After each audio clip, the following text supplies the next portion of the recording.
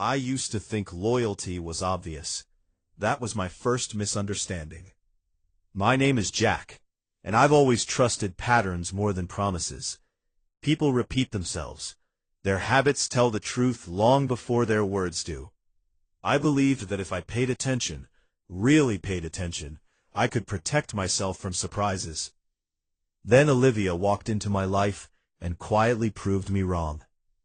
We met through work. Nothing dramatic. Just two people stuck late at the office kitchen, arguing over whether burnt coffee was better than no coffee at all. She had this way of listening that made you feel like you just said something important, even if you hadn't. We started talking more, then staying later, then seeing each other outside work. It felt easy. That should have made me cautious. Instead, it made me careless. Olivia had a close friend named Ryan. Everyone knew him. Funny, dependable, always around when something needed fixing. He'd known Olivia for years, long before I showed up. When I asked about him, she smiled and said, "Ryan's just always been there." That sentence stuck with me longer than it should have. Still, months passed smoothly. We planned trips, talked about moving in together, argued about meaningless things like where to eat. I started imagining a future that felt surprisingly stable. Then I ran into Maya. Maya and I had dated briefly years ago. Nothing dramatic, nothing unfinished, or so I thought. We bumped into each other at a bookstore, exchanged polite smiles, and decided to catch up. Over coffee, she hesitated before saying, "I thought you should know something." Apparently, Olivia and Ryan weren't just close friends. Not recently, but once, years back. Serious enough that people assumed they'd end up together. It hadn't worked out, but they'd stayed inseparable. I went home that night, feeling foolish for not asking more questions earlier.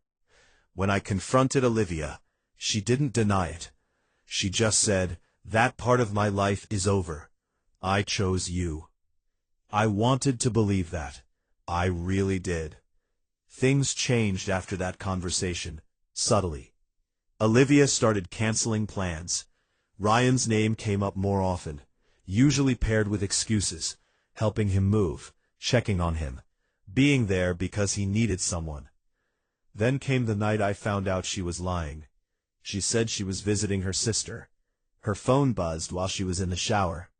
I didn't mean to look. I told myself that right up until I did. One message. From Ryan. Simple, familiar, intimate in the quietest way. "Miss you already."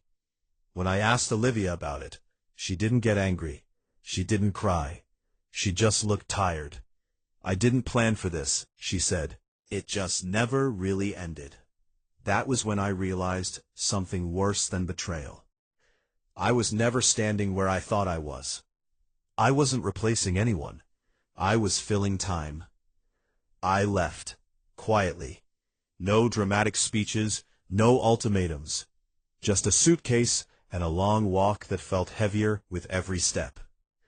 Weeks later, Maya reached out again. Not to comfort me, just to check in. We talked. Slowly, honestly. There were no secrets between us this time. No overlapping lives, no blurred lines. And that's when the final truth landed. Love isn't about being chosen loudly. It's about being chosen clearly. If someone keeps one foot in the past, they don't have room to stand fully in the present. The moral: pay attention not just to what people say, but to what they can't let go of. You can't build something real with someone who is still living half of their heart somewhere else.